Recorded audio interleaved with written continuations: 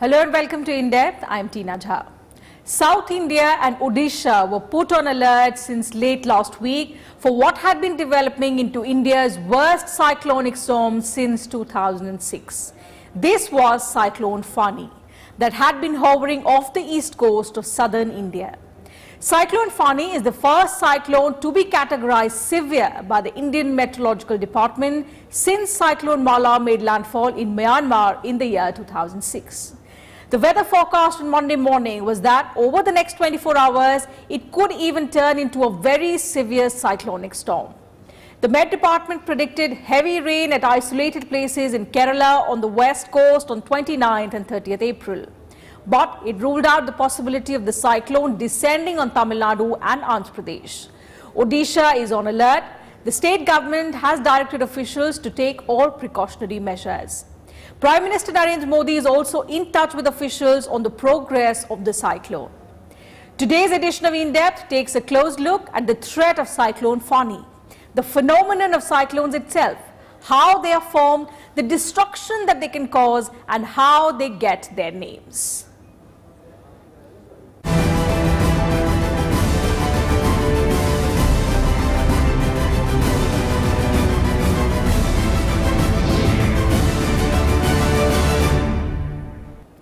Cyclone Fani is expected to intensify into a very severe cyclonic storm by Tuesday and will continue to move northwest and change its path to northeast from Wednesday.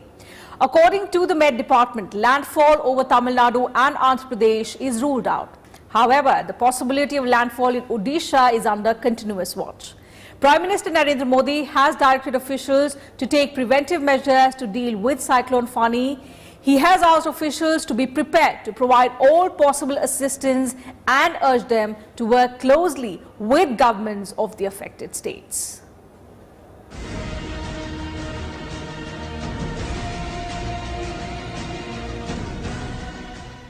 Cyclone Fani is very likely to intensify into a severe cyclonic storm by Monday evening and could take the shape of an extremely severe cyclone by Thursday. The government has put NDRF and the Indian Coast Guards on high alert. According to the Monday bulletin of the Cyclone Warning Division of the IMD, the storm is about 620 kilometers east of Trincomalee in Sri Lanka, 880 kilometers southeast of Chennai, and 1050 kilometers south-southeast of Machilipatnam, Andhra Pradesh. Cyclone Fani is located over southeast Bay of Bengal, about 840 kilometers southeast of Chennai. It is moving northwestwards and is expected to continue its northwestward movement till 30th. From 1st May, it will change its direction of movement and will move towards northeast towards Odisha coast.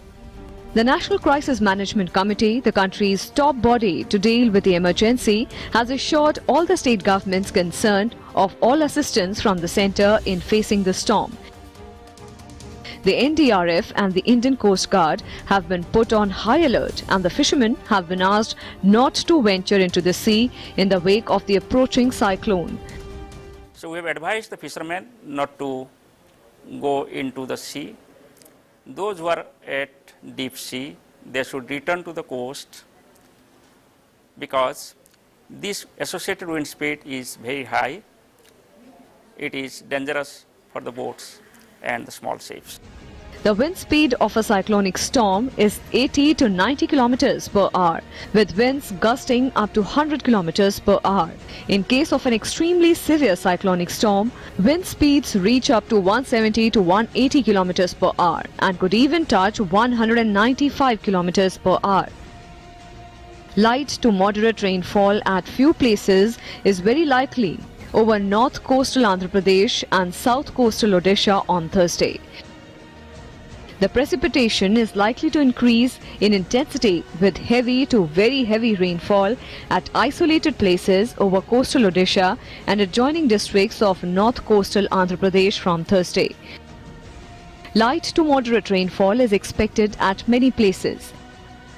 Downpour at isolated places is also very likely to start over coastal districts of West Bengal from Friday.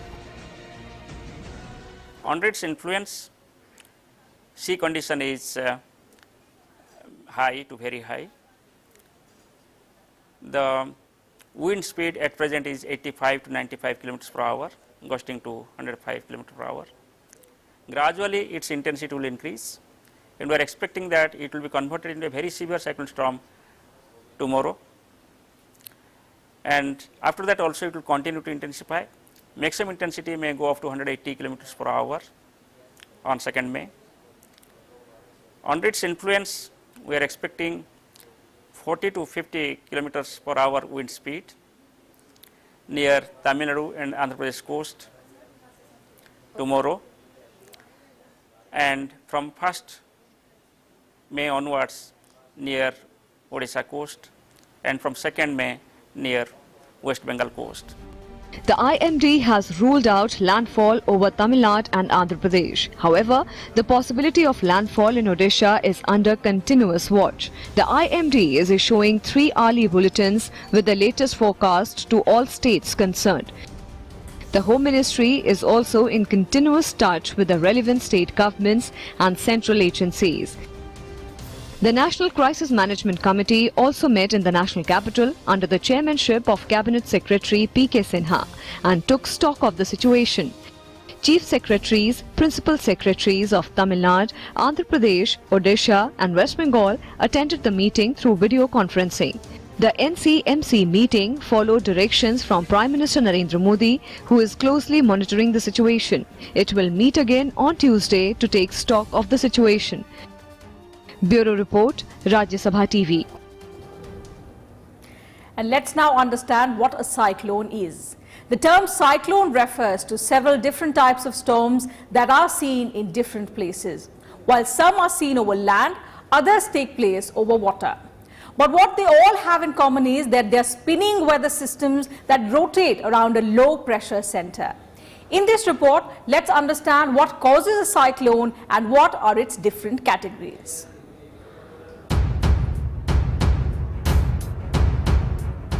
The word cyclone is derived from the Greek word cyclos, that means coiling of a snake. In meteorology, a cyclone is a large-scale air mass that rotates around a strong center of low atmospheric pressure. Caused by atmospheric disturbances around a low-pressure area, a cyclone is usually accompanied by violent storms and severe weather conditions. Strong winds spiral around the center and pick up speeds of 62 kilometers per hour or more. These winds rotate counterclockwise in the northern hemisphere and clockwise in the southern hemisphere. Tropical cyclones form all around the world, generally about 300 miles north or south of the equator.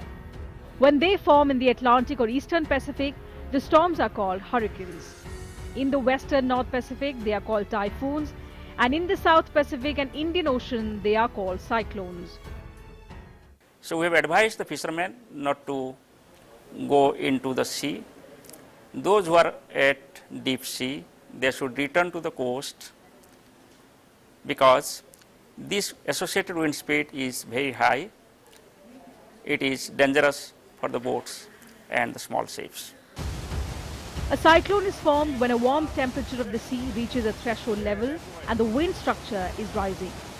In simple words, cyclones derive their energy from the warm tropical oceans and do not form unless the sea surface temperature is above 26.5 degrees Celsius. But once formed, they can persist at lower temperatures and dissipate over land or colder oceans. They originate over the sea and travel about 300 to 500 kilometers a day. A fully matured cyclone releases energy equivalent to a few hydrogen bombs. The diameter of a cyclone varies from 150 to 1000 kilometers, but their effects dominate thousands of square kilometers of the ocean surface. The eye of the cyclone is the center of the cyclone where the focus lies, and the areas surrounding the eye are the most affected due to strong winds. Cyclones are classified into 5 different categories on the basis of wind speed from category 1 to category 5. Wind speeds vary according to the category of the cyclone from 60 kilometers per hour to about 220 kilometers per hour and above. Once the winds around the low pressure area reach up to 62 kilometers per hour, it is termed as a tropical cyclone and is assigned a name. As and when the wind speed settles between 89 and 118 kilometers per hour, it turns into a severe cyclonic storm. The storm intensifies into a very severe cyclonic storm when the wind blows at a speed of about 119 to 221 kilometers per hour. When the wind speed exceeds 221 kilometers per hour, the cyclone is called a super cyclonic storm. The Indian Meteorological Department scale uses 7 different classifications for systems within the North Indian Ocean. Tropical cyclones are among the most destructive natural hazards in the world. They often produce widespread torrential rains in excess of 6 inches that may result in deadly and destructive floods. Due to intense rainfall, flash flooding can also occur. Heavy rainfall can also lead to mudslides and landslides in mountainous areas. The strong gusty winds cause extensive damage as they uproot trees and damage buildings. Even after the cyclone passes, the trail of destruction continues. Standing water often causes the spread of diseases and hampers transportation and communication infrastructure. Tropical cyclones cause extensive damage to life and property across the globe every year. Bureau Report, Rajya Sabha TV. Every year, there are reports of large-scale destruction caused by cyclones in India. And the worst affected is the southern part of the country. In fact, all the states which are settled on the coastline come in the grip of cyclones. Let's take a look at all the major cyclones that have occurred in the country in the recent past.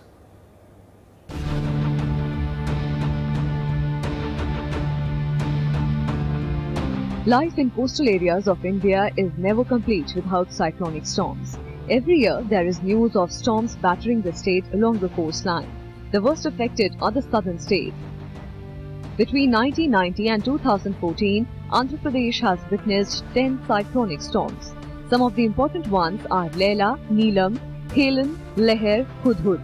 In 2010, 65 people lost their lives in storm Leila, while property worth 11 crore 74 lakh dollars was damaged.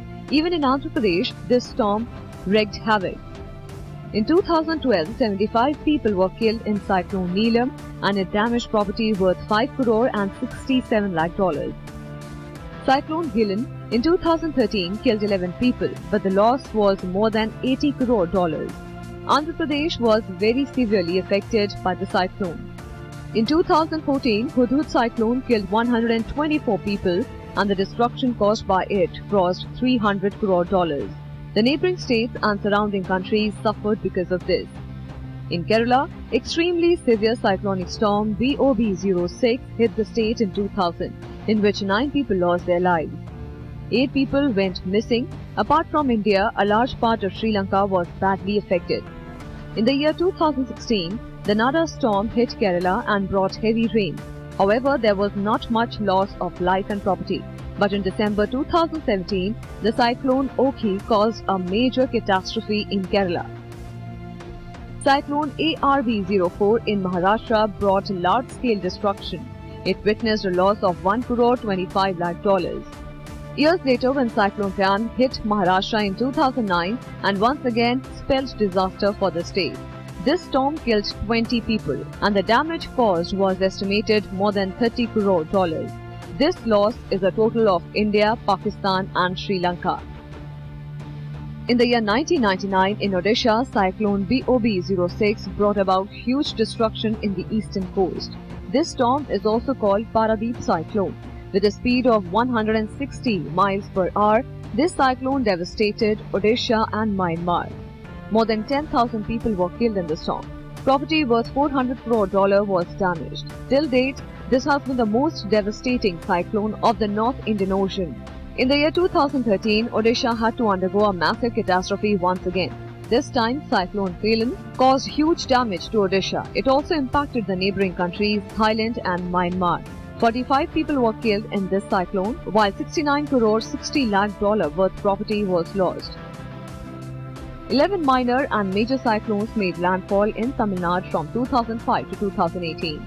The Fanu cyclone in 2005 killed 273 people, mostly from Tamil Nadu. It also caused a loss of 2 crore 14 lakh dollars. In 2008, Cyclone Nisha took the lives of 200 people and there was a loss of 80 crore dollars. In 2010, the cyclone Jal made a landfall in Tamil Nadu and killed 118 people and 12 people went missing.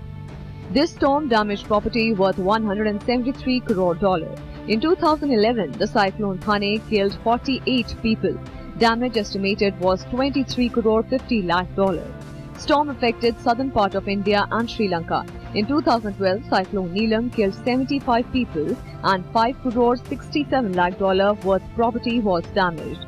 Cyclone Varda in the year 2016 and Cyclone Oki in 2017 also wreaked havoc in Tamil Nadu. Bureau Report, Rajya Sabha TV. Natural climatic disasters in India cause massive loss of life as well as property. They might be in the form of flooding, tsunamis, hurricanes and even frequent summer dust storms that track from north to south. Our next report takes a look at the different types of storms and what makes them unusual and significant.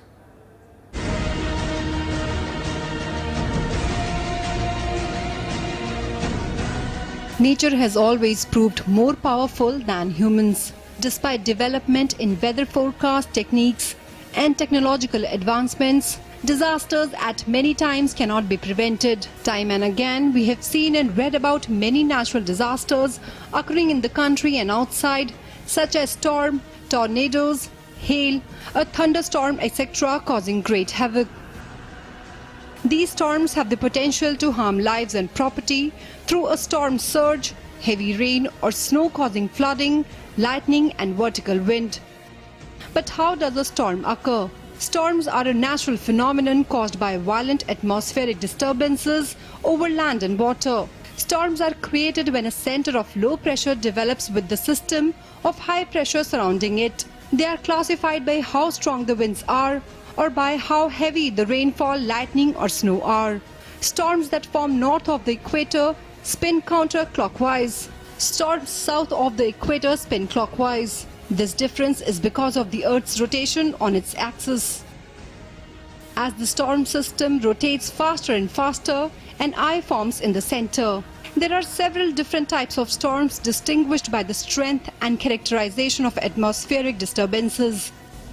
When the winds in the rotating storm reach 39 miles per hour, the storm is called a tropical storm.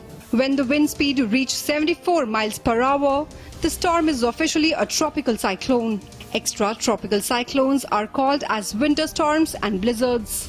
Monsoon-type storms are tornadoes and thunderstorms. Certain violent winds which affect limited areas can also be regarded as storms. These western disturbances develop in the middle latitude region, not in the tropical region. Therefore, they are called as mid-latitude storms or extratropical storms, these western disturbances. Unlike the tropical storms or cyclonic storms, the cyclones usually develop in the tropical region, that is to the south of the Tropic of Cancer in northern hemisphere, whereas the western disturbances develop to the north of Tropic of Cancer and they move across in that latitude. But sometimes when they become more intense in the Indian region, they can extend to the southern latitude even up to 15° north. The weakest tropical cyclones are called tropical depressions. If a depression intensifies such that its maximum sustained winds reach 39 miles per hour, the tropical cyclone becomes a tropical storm. Once a tropical cyclone reaches maximum sustained winds of 74 miles per hour or higher, it is then classified as a hurricane, typhoon, depending upon where the storm originates in the world. Tropical cyclones are revolving storms that begin in the tropics. Storms of this type are called hurricanes in the North Atlantic and Eastern Pacific, and typhoons in Southeast Asia and China. They are called tropical cyclones in the Southwest Pacific and Indian Ocean region. Tropical cyclones form near the equator and gain their energy from the heat that is released when the water vapor condenses into rain. The warm, moist air over the ocean rises upward from near the surface. Because this air moves up and away from the surface, there is less air left near the surface. They are about 500 kilometers across and may have a central region with relatively little cloud and light winds called the eye. Hurricanes are the most violent storms on Earth. In the Atlantic, hurricane season officially runs from June 1st to November 30th. 97% tropical cyclone activity occurs during this time period. However, there is nothing magical about these dates.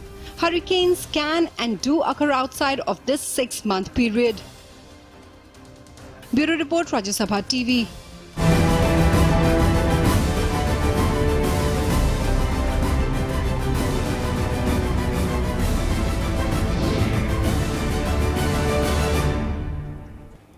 So that's it from us in today's edition of In Depth. We'll be back same time tomorrow with a comprehensive view on some other subject. You can also watch our program online on YouTube and Twitter and leave behind your suggestions and feedback about our program. Thank you very much for your time.